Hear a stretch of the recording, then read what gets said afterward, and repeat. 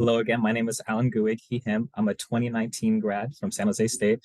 For my day job, I do public policy and advocacy work for the Silicon Valley Council of Nonprofits. But in today's capacity, I'm actually honored and humbled to be speaking with you all in my role as the founder and board chair of the Filipino Alumni Network here at San Jose State University. And most of all, just happy Filipino American History Month. It's super happy that you all could be joining and celebrating with us all today. We know that we have a great program ahead of us. In this session, we will be hearing a lot about each of the panelists, which we'll introduce in a second, their work, their career journeys, and just what it's like to navigate the industry as a Filipino professional overall. And in the context of the Filipino American History Month especially, it is absolutely so important that we tell our stories, we celebrate each other's wins, and simply just take up space and be visible, because how can we expect others to show up and support us if we aren't even willing to show up for ourselves and support our own community, right? So thank you again for joining us all. We're so happy to be in community with you.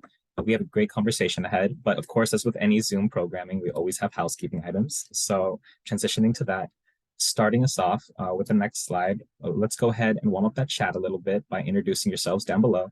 As I mentioned a little bit earlier, be sure to introduce your name, your pronouns, title, organization, the native land that you reside on. And we know that we have a couple folks visiting from, or like tuning in from a few different areas. So definitely share where you're tuning in from. We encourage you to rename yourself on Zoom. And of course, we know that this is a Zoom call. We know that brings a certain flavor in itself with virtual programming, right? But myself and our panelists would love to be in community with you all. So to help make that possible, please join us in that classic Bayanihan spirit. We encourage you to turn on your camera if possible. We know that our panelists would love the chance to see you, to react with you. And so let's just make sure to make this as personable and enjoyable of an experience as possible. Next slide. For accessibility purposes, we have the automated closed captioning feature in Zoom activated. Now with this, we have the ability, you have the ability to move the captions around on your screen to a place that may be more convenient for you, or you can just simply turn it off if the closed captioning feature, if you just prefer not to have it up. To do so, please reference the bar at the bottom of the screen, Zoom screen, as you can see pictured on the slide. Just click on live transcript at the right-hand side, and then click hide subtitles. But if at any point during today's panel, you have a question, you know it comes up in your mind, you know you want to ask those panelists, we absolutely encourage you to drop that question in the chat before you forget it. We plan to have an audience Q&A near the end of the panel, and time permitting, you'll have the chance to ask your question directly, or we'll simply ask your question on your behalf if you feel preferred. Please also know that this meeting will be recorded, as you can see, and shared with all registrants sometime after the event, so definitely be on the lookout for that.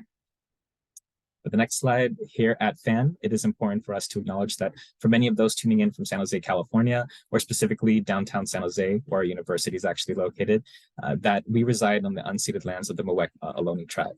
Together, let us commit to educating ourselves and advocating for Indigenous peoples, communities neglected and displaced by the US government, and other colonial powers across the world. To learn more about what land you are living on, please be sure to click on the link that my colleague will share down below. And next, for a quick snapshot of today's agenda, we will be starting off with a quick intro of what exactly is FAN, like who is the org that we represent, who's the org hosting today's event, right? Going over some background context there. Shortly afterwards, we'll be introducing our panelists and having a fun and engaging conversation with them. And then afterwards, time permitting, we have the audience Q&A, like I mentioned, followed by closing announcements and a quick group photo. So please do stay around to the very end for that. And with that, I'm going to be transitioning to one of my favorite parts, which is when I get to do a little storytelling and introduce FAN and say about a little history of it. But founded in 2021, FAN stands for the Filipino Alumni Network here at San Jose State University. We are officially recognized under San Jose State's broader Alumni Association 501c3 nonprofit umbrella, and we stand as the second out of 23 CSUs to have a Filipinx-specific alumni network. And we're absolutely proud of that. And we know we will not be the last one. There are going to be many more ahead of us. But an important detail to know about SJSU is that SJSU holds the beautiful title of having one of the largest, if not the largest, Filipinx student populations across on the West Coast. If you go on to the next slide, back in my time in undergrad, participating about 5 years ago now, I had actually joined the Filipinx Student Club on campus. And at that time, I think we were very fortunate enough to have over about 1,000 active and paid members sign up annually with us and return to explore what our community has to offer. Now, what I love about this slide is that you can actually see our community, right? Like the numbers that we saw were something powerful. It's something special. It's something that you don't see every day. And with myself and many others, what we were able to learn from that experience is that bottom line, our community thrives best when we remain connected to one another. We thrive best when we're able to learn from one another. We thrive best when we are able to see representation in this world of our people that look like us doing, accomplishing big things, and we are able to celebrate each other's successes alongside each other. Unfortunately, however, when many of us hit postgrad, many of us understandably started to buy into the common practice that, you're in the real world now, and that's something that you're going to have to navigate alone. And that was no longer, and there, for many of us entering that space, there was no organization for many of us to connect to. There was no connections to alumni readily available. We didn't have potential mentors we could look up to that are doing that thing in that sector, right? That infrastructure just didn't exist. It wasn't there yet. And what graduates saw is that once you graduate, that support was not readily available for you. You're gonna have to do that alone. However, my personal mission and the mission of much of what FAN is to unlearn that concept, that community and success are not mutually exclusive, right? Because if you think about it, many of us hear about jobs and because of connections we have, we overcome obstacles because of mentors that help us navigate certain issues. And recognizing this, myself and a tiny but mighty ragtag team of alumni got together and we asked ourselves, what exactly does community look like to us now? What does community mean to us? And what do we want to see in our own community in the world? Most of all, what are we going to do about it? So on to the next slide. The Filipino Alumni Network was born in that thought. As creating any new organization, especially in the midst of a pandemic, right, it's going to be a challenge. But we met often, we stayed consistent, and we worked with the university. And in July of 2021, we were founded. As many Filipino alumni associations out there already offer, we have a particular focus on providing different professional mentorship opportunities, networking events where we can break bread and build community with one another. And we have also established a scholarship fund where we have just awarded our first $1,000 scholarship for the first time this year. So that's something that we're super proud about. And we know that there are going to be many more in the years to come. For the next slide, the past 3 years have definitely been a challenge, like I mentioned, but that being said, we are absolutely so happy to reflect on the memories built along the way. Now entering our 3rd year as an alumni association, we have already learned so much. We've organized many of our meetings virtually, to even meeting in person in downtown San Pedro, where we were joined by our first event by over 40 different alumni across 10 different graduating years. So super excited to have them join us. So excited to have you a part of this process. So that is the vision. That is the goal. That is the pipeline that together we hope to build. That is the Filipino Alumni Network at San Jose State. But without further ado, that was my background spiel, and I am so excited to pass it off to our moderator today and fellow board member, Josh Fontanilla, who will kick us off for today's discussion. Josh? Thank you, Alan. Hi, everyone. My name is Josh Fontanilla, and I'm a board member here at FAN, and a proud San Jose State Spartan from the class 2021. We're excited to have Nate, Beth, Lawrence, and Aaron joining us today to share their insights and journeys with you all today. Thank you all for tuning in.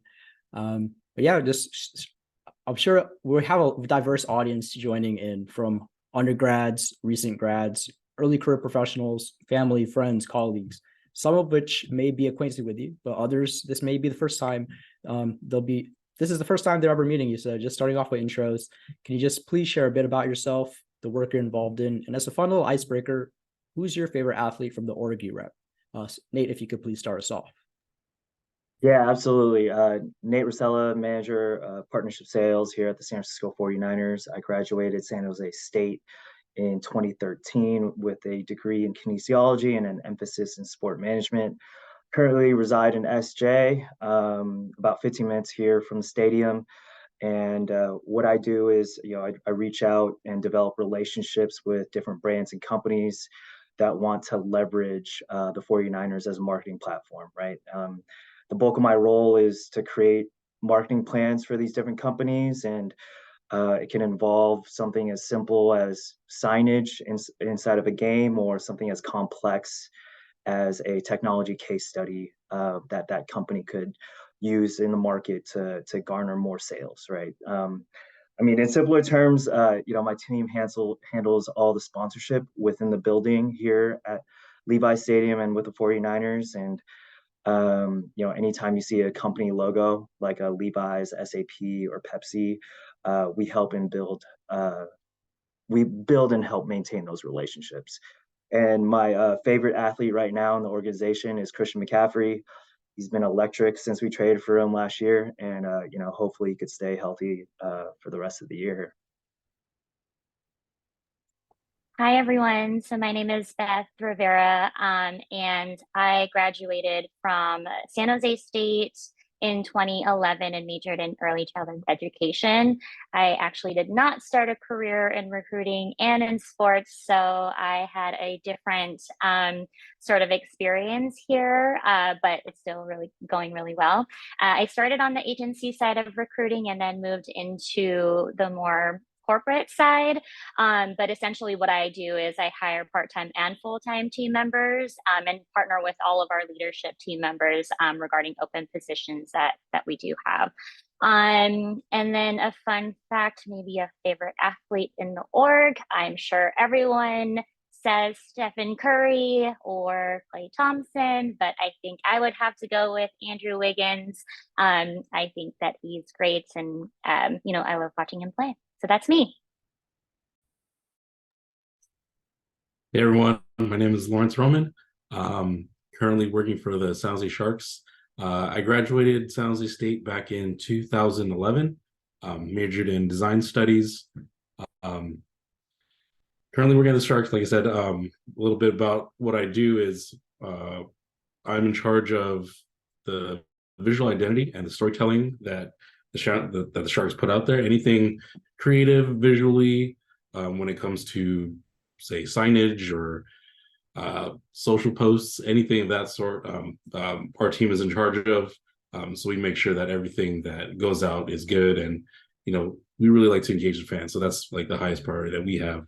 And fun fact, favorite player right now currently is Tomas Hertl.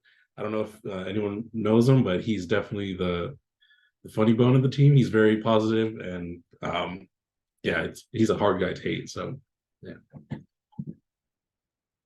Hey everyone, I'm Aaron Lavore, SJSU class of 2007, majored in design studies, minored in photography. Grew up and live in San Jose, and currently working for the hometown team, San Francisco 49ers, as a creative director. My role is to oversee the creative team. We're a team of graphic and motion designers. We build and manage the visual branding of the 49ers and Levi's Stadium. So that includes social graphics, stadium signage, marketing collateral. Basically, we're stewards of protecting the oval, as we call it.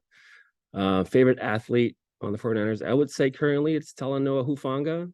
He's an all-pro player, and he's also a API member in our community. So he wears his Tongan heritage proudly on the field, which is awesome. I'd love to see that. Thank you all for sharing a bit more about yourself. I think it's just wonderful to see the breadth and the different functions you all represent for your respective orgs, with Nate representing sales, Beth with recruiting, and then the creative and design functions for Lawrence and Aaron. As we fast forward to today, your path eventually led you to be a part of the sports and entertainment industry. And I know in college, like for me, I majored in finance, thought I was going to be an analyst. That didn't happen. I got into tech recruiting and was formerly at Instacart as a coordinator. Careers, they could be, it's not really always up to the right. It's much more like a lattice, goes left, right, up, down. We've had uncertainty with the pandemic. I'm just curious, like, how did you get your start in this industry? Did you know out of college you'd be working in your current role, or did it take a bit of soul searching? Aaron, if you could please start us off. Yeah, I'm really gonna show my age here. When I graduated, there wasn't LinkedIn. I was on, as soon as I graduated, I was like on Craigslist every day on the jobs panel. I was like applying to jobs left and right. I think 1 or 2 months into applying, I saw a Golden State Warriors graphic design position. I was like, are you kidding me? This can't be real. This is like right after they had their We Believe run. So like, the world was going crazy with how well they were playing, and they beat a lot of odds in that season. So like, I was like, is this a joke? But I mean, it was actually real. And I had a good interview, and I wore my girlfriend's We Believe shirt underneath my my dress shirt, and actually that was part of the reason why they wanted to hire me. I brought some energy to the room, and they could see that. But honestly, I did not have the best portfolio. I mean, there was probably more talented people, but I think they chose me. I believe they chose me for the right fit in the room, in the creative room. But I took that opportunity and just did everything I could under the sun to work hard and build a path for myself for my career. Yeah, for me, I grew up playing basketball. That was my favorite sport growing up, and I was all about basketball like my entire life and learned a lot of life lessons and eventually wanted to be in the NBA. But the joke I always say is, there's a point in my life where I figured out I was going to be 5'9" and have average athletic ability. So, I naturally, when I got to college, I was trying to figure out, okay, what am I passionate about? My other passion, Aaron, I don't think you've heard this story, but you'll appreciate this. My other passion was music at the time, and I made like hip hop beats in high school and everything like that. So I actually declared when I went to SJSU, I actually declared a major in business with a minor in music because I wanted to become like the next Pharrell or Dr. Dre, right, and have my own music label. But then my first semester, I took a music theory class and I got a D minus. Was put on academic probation, and I was like, "Yo, this is probably not the path for me." And there's some things in the creative process I wasn't loving.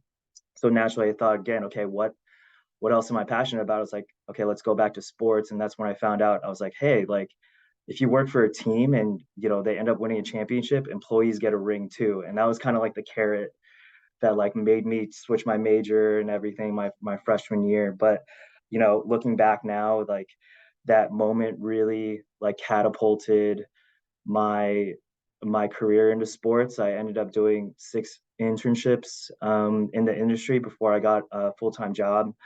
And really, the first internship that I got was a connection through one of my fraternity brothers at the time, where it was a 2012 lockout season for the Golden State Warriors, and they just needed to hire as many bodies as possible because it was announced that the season was going to start in December, and they made the posting at the end of November. Went in for the interview process, did like 2 questions, and they hired me on the spot. And I got really lucky in that sense. But again, that was really the piece that kind of snowballed more internships on top of each other and eventually led to, my time with the 49ers here. Wow, hiring is so different now. It's changed a lot. It's so interesting to hear that. So I started my career teaching kindergarten. So it's very different than what I'm doing now. So I knew from the start that I wanted to be a teacher, and that's the path that I wanted to go to. And I actually essentially did it. But then after 9 years, I would say I pretty much maybe had a change of heart. And so I wanted to get into something different. I didn't know it was actually going to be sports. I didn't know it was going to be in HR or recruiting. I just looked at a number of different websites that were hiring and found that the Golden State Warriors, they were hiring at the time because we were opening Chase Center the following year. And so I basically just reached out to the hiring manager and I said that I was really interested in the position. I had some experience with recruiting at the time. Again, not specifically in the corporate world, but I had an opportunity to be able to work with many different types of industries and organizations. So that's what got me started here in sports. It wasn't necessarily a goal that I had, but more just expanding my knowledge in recruiting and HR. So that's how I started sports. Yeah, as for me, I did have to do a little bit of soul searching because initially, I guess the design world wasn't really my outlook, or I never really thought it would be where I am right now. Going into college, I initially wanted to do something with the sciences, maybe go into nursing or be a doctor or whatever. So I initially started as a biochem major. I did probably like 2 semesters of that, and I just figured that this isn't something that I enjoy. This isn't something that the passion's not there. My likes, my it's more dislikes than it is likes. So I had to figure out, what I had to do to, really change that scale. So, art, anything, being creative, I always try to be creative my whole entire life. Art's my passion. I've always, find myself doing different things to express my creativity. So I figured maybe I'll dabble in something of that sort. So design was what piqued my interest, and switched my major, graduated, landed a job at a screen printing company first, and then worked my way into like corporate. And I figured that, maybe this is like what I really wanted to do, but I really wanted to really express more of it rather than just, going day to day, designing for something that's already set in stone. So when I saw the Sharks looking for a graphic designer, I knew that's something that I had to do because it's an engaging sport. It's something that I can express myself with. And, next thing I know, I'm hired on, and the rest is history. It's definitely something that I don't regret doing. And from there, this is basically where the story starts for me. So, yeah. Awesome to hear your diverse stories that all eventually led you to the sports industry. I think two common threads I've noticed from all your responses is, I think the first one is taking leaps and taking risk, and the second is self-awareness. Lawrence and Beth, you both initially studied certain majors, but as time went on, you had the self-awareness to say, you know what, I think it's time for a change. Maybe education or biochem isn't what's right for me. What else might energize me? How do my skill sets align towards what I want to eventually do? And then also you could also go different routes with both Nate and Aaron. You both were very persistent and also very passionate about sports from the start. It's like, you know what, by any means, I'm going to try to get myself in here and get my foot into the door. But it can also be very daunting, right? Because as we try to step into a new industry or to a role that we're really passionate in, but just aren't able to break through just yet, it could present its own unique set of challenges. So segueing to my next question, what are some hidden challenges you faced in your industry, and how should others tackle them if they encounter similar obstacles? Lawrence, if you could start us off, please. Lawrence, you're on mute. My bad. Sorry about that. So working in sports, I think it's the biggest trend in sports when it comes to, say, finding hidden challenges, that it's a fast-paced sport. And I think it mirrors what we go through as designers. I wouldn't say coming into work is easy, but it's fun at the same time, but it's always fast-paced. Multitasking, juggling different projects at a time. So finding ways of dealing with time management or organizing your day to, work on certain things at certain times to make sure that things are getting done, in a timely manner. And that's something that made me realize that was different than getting into this industry. I thought it was, pretty easygoing job. Like, I'm going to work for this team, I'm going to do this, I'm going to do that. But what comes with it is you're not just working for the team, you're working for, the organization. There's different things that are under the tree, whether it's, sponsorship or HR or media relations or anything of that sort. It all encompasses under, one roof. And, you're in charge of, dealing with the creativity for that. And, being able to, sit down, take some notes, write some things down, get organized, feeling free to, collaborate and discuss with, the counterparts of the organization to help you figure out where your foot is. And it's definitely something that was a challenge. And I feel like doing that helped me become more successful with my position. And then on the creative side, dealing with the fan engagement, dealing with how things should look, and making sure that the image of the team is up to the right standard. So keeping up with trends or styles, or finding what's popular with the times. You want to make sure that your fans are engaged. You want to keep them interested. So seeing what's out there, seeing what's the cool thing, what makes things pop. It's the things that makes this job very interesting, because it you get to enjoy figuring out what can make people want to come to the game, want to watch the Sharks play, and just finding the inspiration of what you want to do. It really helps, because what you're doing is it has a purpose, and it has the job to be in charge of what the fan wants to see, or what the colleague wants to see, or anything of that sort. Just taking in as much as you can to really I guess push out what you learn. Yeah, I think the hidden challenge I usually fight, I think it could be any line of work, to be honest, in the Bay Area, is identifying inferiority complex and fighting inferiority complex. I grew up in East San Jose, super diverse area. I mean, all my best friends were either Mexican, Asian American, Filipino, or Polynesian. And when I started working out here in the workforce, I noticed like I'd be in rooms where no one spoke like me, no one looked like me. So that in turn made me feel uncomfortable. And now that I've been navigating through my career for 16 years, I still experience that. It's okay to feel uncomfortable. As I always say, become comfortable feeling uncomfortable. And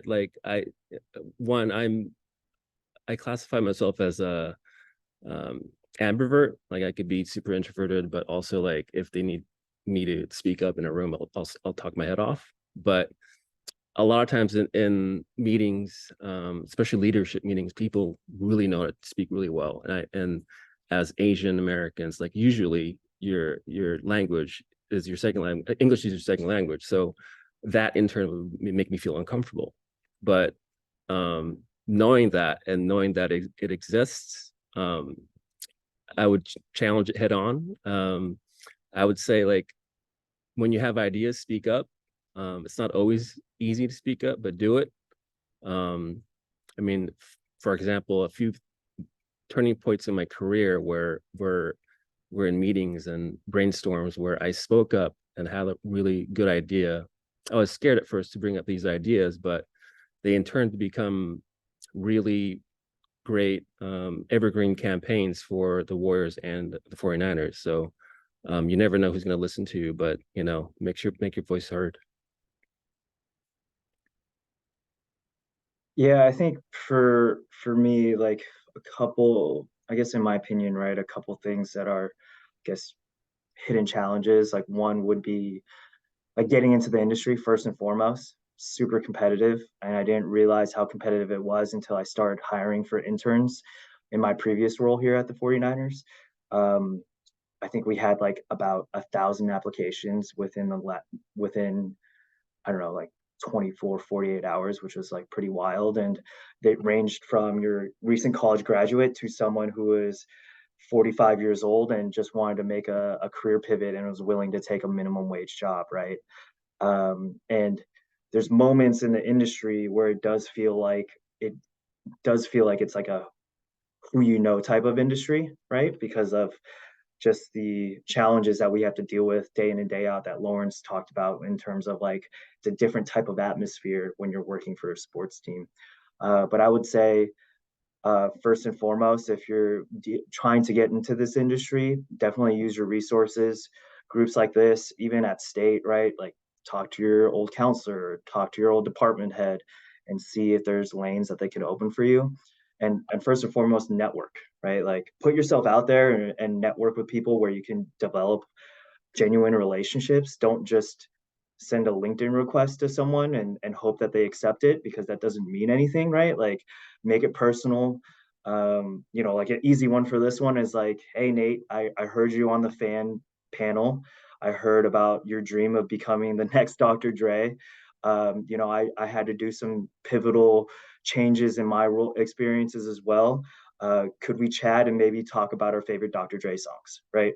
Like something simple as that stands out right away. And I will for sure do a networking call with you or an informational interview with you if you just take the time to take 5-10 minutes to look at what I'm doing either on LinkedIn or in my career and try to reference that.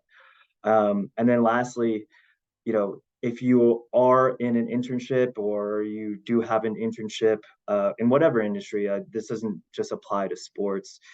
I always told the interns that I hired here, like, if someone outside of our department doesn't know you by your first and last name, in my opinion, or first and last name by the end of your internship, in my opinion, you've kind of failed in that internship, because you should make a big enough impact where you are impacting multiple people throughout the organization and not just your department.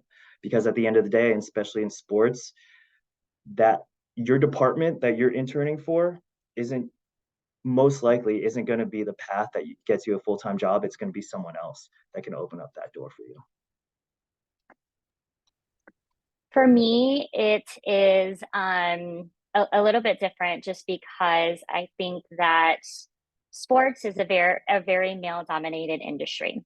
And as a woman in sports, it's sometimes not necessarily hard, but it's sometimes challenging to navigate through understanding yourself and then also being able to present yourself authentically and professionally. And so for me, I think when I first started in my role, it was very challenging to really speak up and to be able to share my own insight and my own ideas, because I'm in a room full of men, right? And so I think that's the challenge for me. But as I got into sort of the business and understood, each position and how the business kind of worked, I kind of learned how to continue to push boundaries and to continue to ask questions and to continue to share my thoughts and my ideas, because that's just how we're going to be sort of listened to.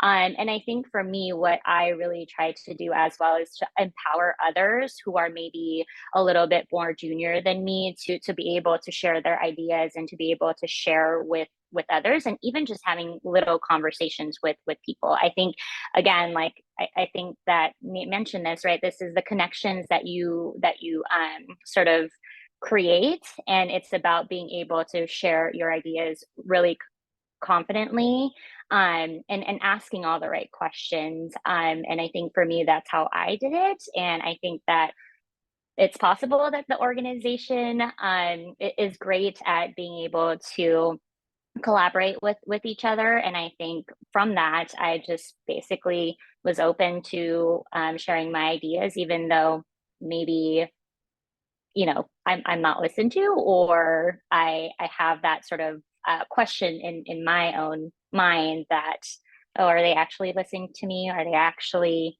believing in some of the things that I'm saying? But regardless, I would share it, and I would confidently talk in different meetings and conversations, and really, again, just continuing to empower others to speak up as well.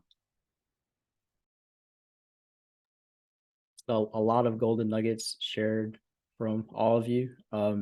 Lawrence, like working cross-functionally, and the importance of, you might have the role on the job description, but I'm sure, like, from all of your experiences, I'm sure all of you have done roles outside the job description to make sure your respective org and your team is well taken care of in terms of responsibilities. And then also Aaron and Beth talking about speaking up and trying to put that inferiority complex in its place. Like, hey, you have ideas, you're in that room for a reason.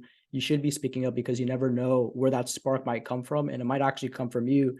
And even though you might be nervous about how it might be perceived, it might actually be the breakthrough that your team needs. So it's important to speak up and share. And I think the final point too is, like, with Nate, what you shared, the importance of networking and being memorable. Like, are you taking advantage of your internship, or are you just kind of coasting? Are you really going above the average and going above the bar to be memorable, to ultimately deserve and earn that next step or promotion? I think it's very important. But also wanted to double tap on a point made by Beth. Like, you mentioned, in a lot of in the professional world, it could be role models for Filipino ex-professionals could be few and far between.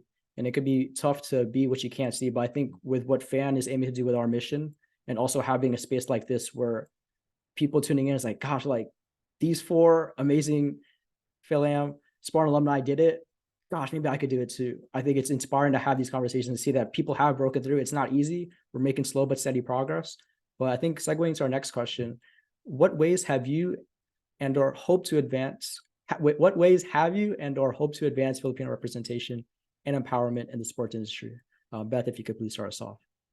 Sure.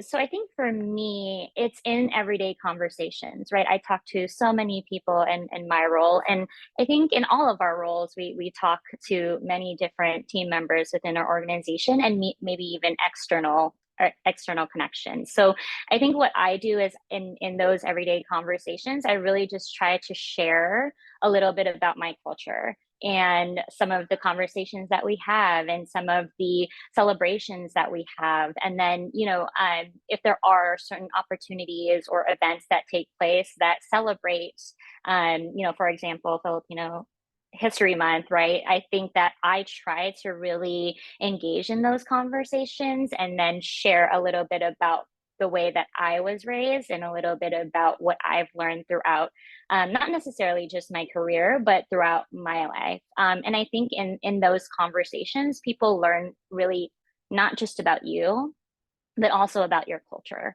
And I think being able to share that with everyone and just being able to have those types of conversations, I think really helps others learn about us. And I think for me, that's some of the ways that I try to do. It's not just, hey, it's October, let's talk about this. I think it's really in just those everyday conversations that I say, hey, these are some of the things that that I have experienced, either some of the trips that I've taken, and then also kind of sharing ideas with other people or asking them about maybe some of their similarities and differences as well. So that's how some of the ways that I talk about our culture.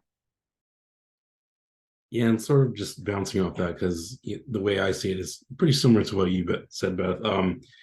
We haven't had really like a major spotlight, say for Filipino History Month or anything of that sort. But I've taken account of being inspired by everything else that's been put through, whether it's like Hispanic Heritage Night or Black History Month.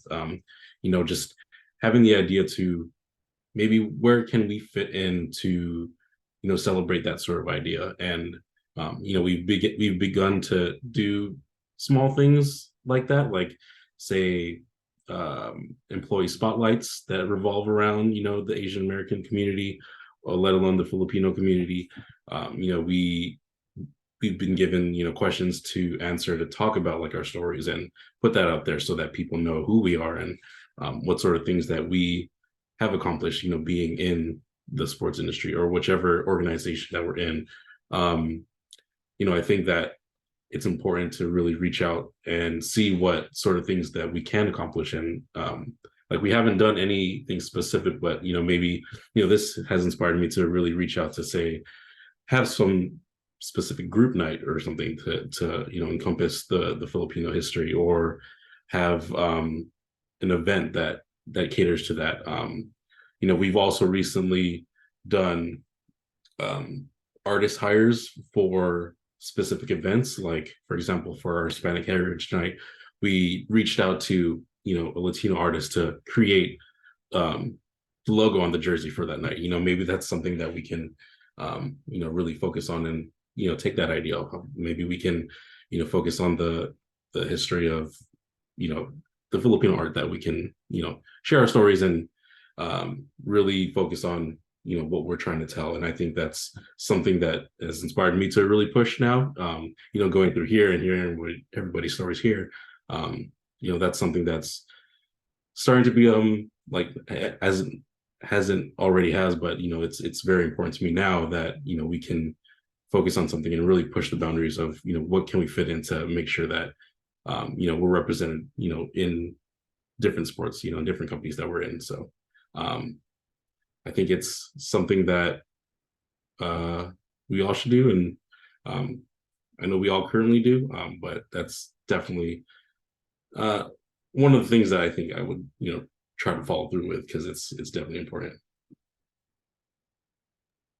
Yeah, I mean, hearing Lawrence and Beth both talk about this topic, right? Like, I think there's definitely there's more emphasis about doing something or acting on something now than there was like back when, we were all trying to get into the workforce. So I do think it is different now, especially with all the different ERG groups that are not only within like different sports teams, but just in the workforce in general. But I think simply conversations like this are super helpful to those that do want to get in the sports and entertainment industry, because as I talked about in the previous question, these things lead to networking opportunities, which lead to more open doors for those individuals, right? Like, and I think that's where the biggest change is going to happen, are those folks that are either in school right now or just graduated, where they're going to see the benefit of all the action that everyone on this panel is doing right now behind the scenes. And I know for us here at the Niners, we have an AAPI ERG here called Apex, which is AAPI Professional Exchange. And Aaron and I are fairly involved in the ERG group, but we've kind of tailored the programming this year to breaking through the bamboo ceiling. And really, it's just about getting out of your comfort zone and really just trying to break through with whether it is something that's going on in your life personally, whether it's at work, whether it is like mentally, right? So some events that we've done this year, we have something called Lunches with Jeff. Jeff Fong is our VP of Finance, and he's interviewed other members of the AAPI community and AAPI staff during these lunches. And it's really just like kind of like a lunch and learn, kind of like this kind of setting here in terms of a panel talk. And then we've also done things like a Muay Thai event, right? Where theoretically we're allowing our members to break through their comfort zone by trying something new, whether it is something as crazy as, hitting pads with boxing gloves and kicks and all that things, right? So I think we are going down a good path, whereas this wasn't even talked about 10 years ago, right? And especially in the sports industry. Yeah, to piggyback on Nate, yeah, I was going to speak on the Apex, the in-house Asian American group we have at the 49ers, but I've been experiencing this recently. I've been on podcasts. One of them was for our 49ers Inside the Oval, which is on streaming platforms, and I think you've been on it, Nate. But I remember openly telling my story, specifically my immigrant story. I moved here at a young age, at 3 years old, to the East Side. My family didn't have much money, and I openly spoke about, like, they weren't really asking me these questions, but I felt compelled to speak about it. And then, I was pretty open about my story and how I eventually made it to sports and into this part of my career. But the aftermath of it, like, people were DMing me on Twitter, and I had a DM from this guy named In-Sung Kim from the Atlanta Braves. He's a VP of design there. And he was like, look, I'm a Korean American.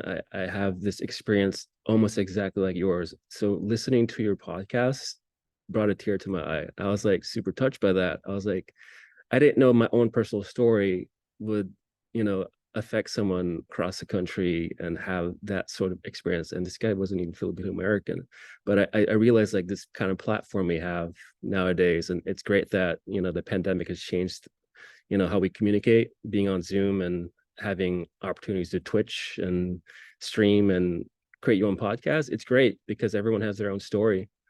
Also, I think Nate brought up he's a beat maker, but I also think you should offer all your talents to Filipino American culture.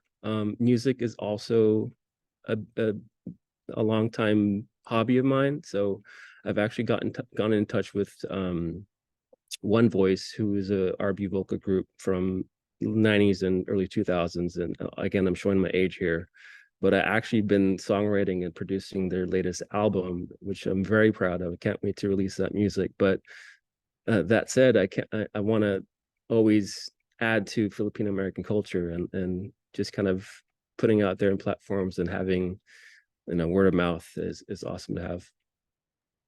Drop the SoundCloud link, dude. Can't. It's got to go on iTunes and Spotify. Yeah, Aaron and Nate, we're having a fan gala. We'll have more announcements later, but we might be in use of your musical talents to help us out on that end. So if you're open to it, you could be our headliner. Yeah, everyone, thank you all for sharing.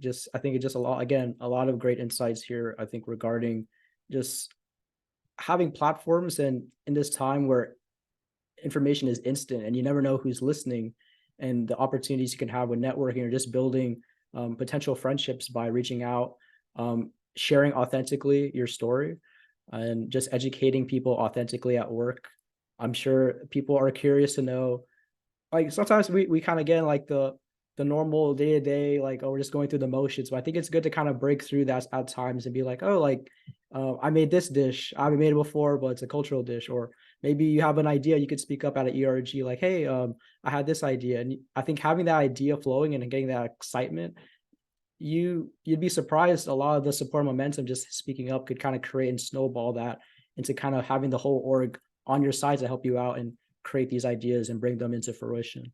For our final question, it's a deep one. I think as we have these spaces to share more about ourselves, it's important to also think, and I think there's a lovely Nike quote, there's no finish line. We're always constantly learning and growing and advancing our careers, learning new things, and things are always changing. What advice would you give other Fil-Ams on how they could have a life or career that they could be proud of? Aaron, if you could please start us off. Thanks. Yeah, I have two answers. So one is continue to have an identity outside of your day-to-day job.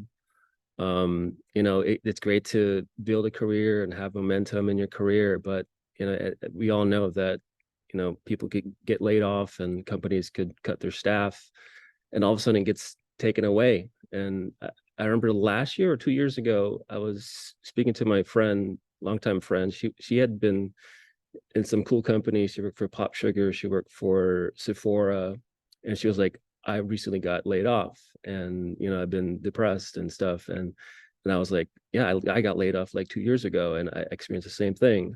And we get so caught up in like having this, like, I'm just collecting company logos on my LinkedIn, like that's my main goal. But like, really, when it gets taken away, what are you? And we kind of look inwards and like, what makes me happy is, for myself, like being a dad and having 2 young children. Like, I put all of my extra energy outside of work into that and making them happy and having them learn things. Yeah, and I think just finding growth and love from things outside of work. Also, and you guys also mentioned this, Beth and Nate, make authentic connections. It's easy nowadays to, quickly add someone on LinkedIn or DM someone on Instagram and think that's a connection. But really, what's really helped me in my career is build deep connections with people in the workforce.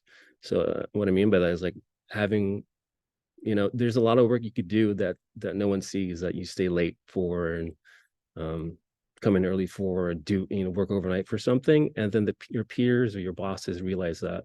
And for example, I got laid off like 7 years ago, and I was down on myself. But then that very week, I actually had a phone interview here. And the hiring manager here actually had these connections that I made connections over years with.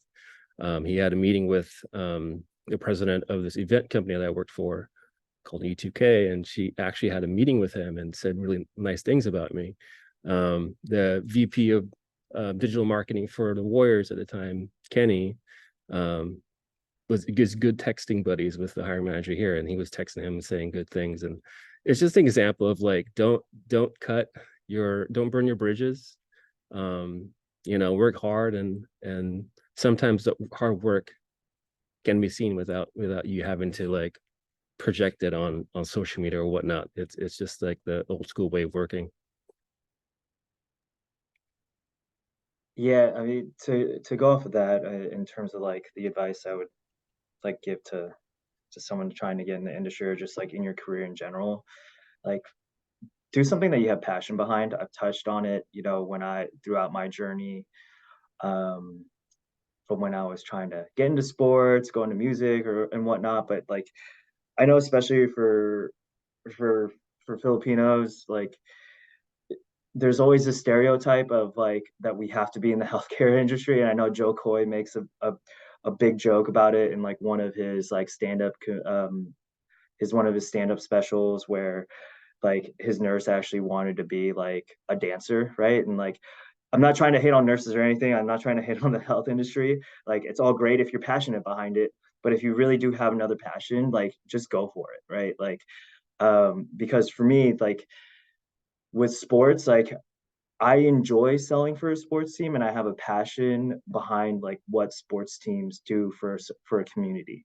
I truly believe that within sports, like no matter what your race is, what your gender, what your background, where you're from, right? Like if you're a fan of the 49ers, the Warriors, the San Jose Sharks, and you're standing next to a person as that team scores, you're going to high five them, you're going to hug them, you're going to do whatever, right? Like it's one of the last things in this world, in my opinion, that brings people together, right? And don't get me wrong, there's like definitely times where work does feel like work. It's not glamorous by no means. Like, I'm not getting autographs from CMC or Bosa, or, during my time with the Warriors, I wasn't getting, things from Steph Curry, right? Like, but I just know that for me, I can come into this office and be happy about what I'm talking about, and trying to sell a product that I know a lot about, instead of something that's, you know, I don't really know how it works, right? And I'm not trying to throw shade at the tech industry or anything like that. It's just me personally, I can't go and get behind or have the same passion about software, in my opinion, right? So again, all in all, do something that you're passionate about. Figure what that is, whether it's sports or something else, and just go for it. I think for me, an advice that I would give is never be afraid to make a mistake. I think we're all going to make mistakes. And I think that sometimes the choice that you make the first time around, for example, for myself, it's not always going to like continue. So I think for me, it's just don't ever feel like you don't want to try because you feel like it's going to be a mistake. And I think too, a second one would just basically be always continuing to challenge yourself and always continuing to learn. I think in sports, because there is a specific sort of process and then also a timeline. So for example, in basketball, there's the start of the season is in October, and then it goes through until May or June. And so there's a specific sort of timeline there. And you kind of sometimes will get stuck, and you continue sort of that path, but never always continue to challenge yourself and always want to learn, always continuing to learn, because at the end of the day, you're going to grow that way. And so every single time you make a mistake, there's always going to be an opportunity to be able to say, I should have done it a different way, or I should have thought about it this way. So I think those are my two things, is just making sure that you're always continuing to think outside of the box and challenging yourself, but also not being afraid to make mistakes. As for me, growing up, my parents would always tell me and my sibling that once you figure out what you want to do in life, always remember to do what you love and love what you do, because it goes a long way. Because if you're sticking to something that doesn't have any meaning to you, or you feel like there's no passion into it, then you're just driving yourself into, a sad place. So being able to find the meaning, find the purpose of what you're doing, especially when it comes to, your job or, whatever thing you're passionate about, having that support system is definitely important as well, because kind of like what Aaron said, once you strip away all those, those titles or anything like that, you're just, there's nothing to it. So having a support system to really push you in the right direction, or to, encourage you to do things, take the leap to do whatever it is that you think is right is definitely important. And then being able to really put yourself out there, take the risk. No idea is a bad idea, I think. Always talk about what's on your mind, because you never know what, that genius idea or that genius fact that's going to come out and, really produce amazing things with what you're doing. Kind of like, and I think it's very appropriate to where I'm at, that one of the quotes that I really like to bring up is the one from Wayne Gretzky about, you miss 100% of the shots you don't take. It's something that I too live by. Like, there's always things to come out, and there's always things to, act upon. And if you don't, take that shot, or you don't take that risk, then, who knows what, what you could have produced, or who knows what you could have developed, or, who knows what you could have, discovered. It's something that you should really put yourself out there with, and, not be afraid to, get your hands dirty. Don't be afraid to, do what is out of the ordinary, make yourself feel uncomfortable, because, once you do that, then the only direction from that is to go up and, really discover who you are, and, what positive things can come out of that. So, yeah. Awesome. I think that's a wonderful way to end off with Lawrence. So do what you love and love what you do. I think that's definitely advice I'm going to be writing down and taking into my notes. Again, thank you to our panelists for taking part in this event, and also for all of you tuning in to hear their stories and insights. We're now out of time, and I'll be passing it off to Alan, who will share different ways that you can all stay updated with FAN, and also things that are in the pipeline. Thank you. Awesome. And thank you again, Josh. And thank you again for all the panelists. Like, I think that was incredible. I know I'm feeling inspired. I hope a lot of our audience members are today as well. I know that all of you could be doing anything with your evenings, right? But it means so much to have you all join us like today, especially not only in Filipino American History Month. Just like Beth said, we want that support. We want that dialogue year round, but especially in this month. But okay, now, Josh, if you can go ahead and share screen. And then if you heard anything today that maybe it clicked with you, maybe you heard something that you have more questions about, exactly as Nate mentioned earlier in the panel, feel free to connect with any of our panelists offline, take a few moments, make it personal, put that extra effort in, and utilize the contact information that my colleague has dropped in the chat below. Don't miss out on opportunities to make new connections that today's space might have brought you. And on to the next slide. As you can see in the chat, we are also so lucky to have been joined by so many SJSU alumni in the room today. So if possible, we absolutely encourage you to scan the QR code as you see on the screen and look into investing in an alumni membership here with FAN. Just as we heard so many amazing stories from today's panel, right? We especially are excited to learn your story. We can't wait to connect with you, welcome you back as proud as San Jose State Spartans. But to help build the next generation and to help us achieve this vision, we know we can't do it alone. We need your help, and getting a membership with us really helps us build into a better and stronger network as a result. And on to the next slide. Also super exciting, but FAN is actually recruiting for our board. Our board 2024 applications are now open. So if you or someone you know may be interested in becoming a future leader in the Filipino Alumni Network, be sure to sign up now. This legacy for our community only gets built when we build it together. So definitely check it out and consider how you can give back today. The deadline to apply is actually just right around the corner. It's November 3rd at 11:59 p.m. But if you're not sure, or maybe you just want to learn more info first, be sure to reach out. Reach out to me, reach out to any of our board members on the call today with this beautiful SJSU blue and gold Zoom backgrounds. Ask you a few questions, like what do you have to lose? And we're so happy to share about like the vision that we have in plan for next year. On to the next slide. Now, in terms of staying connected, you all have the extra exclusive benefit to hearing about some events and ideas that we have planned that we've actually yet to announce on any of our social media platforms. We wanted to share it here first, but it's coming soon, so be on the lookout for when it gets posted. But first, we are excited to be hosting an end of the year alumni social, which will be in downtown San Jose at San Pedro Square this December. It's really relaxed, just a space to get food, meet new people, continue to build community, and overall just have a great time. So we really absolutely hope to see you there.